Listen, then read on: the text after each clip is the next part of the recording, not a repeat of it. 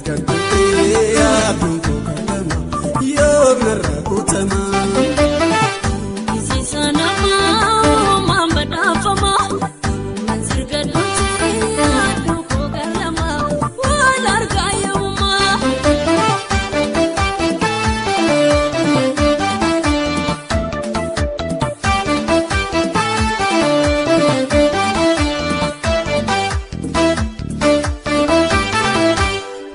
Suma fina washa kadubra wallo walarganu debe ya jalalo sarga chuni feda ya dakiya yani kene dube kani fiya kasena mukocha yetura moborana hargan kena puricha zamzame ya kona haribun anjadika haribun anjadi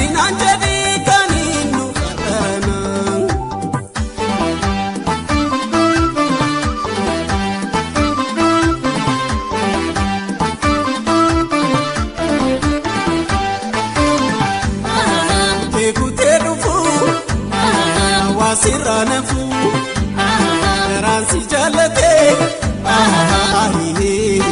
Jesus narafu.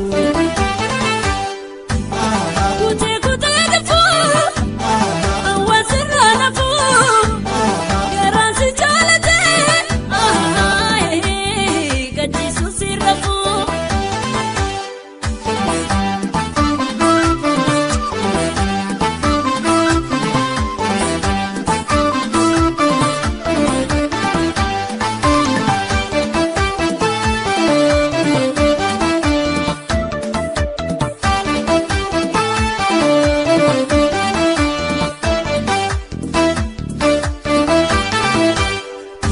Situna mau mambala fama, sarga tuti ya tuku kalama, yo naragutama.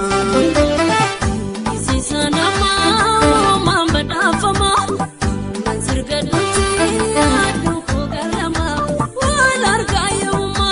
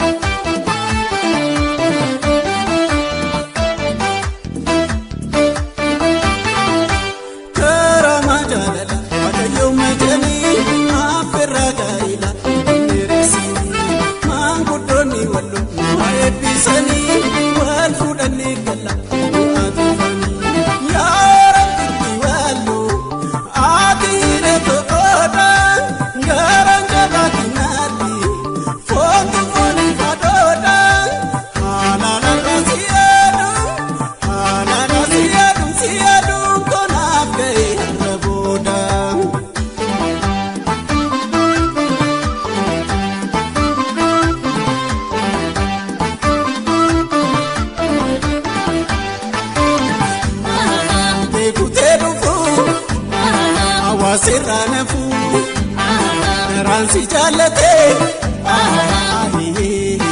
Jesus narafu.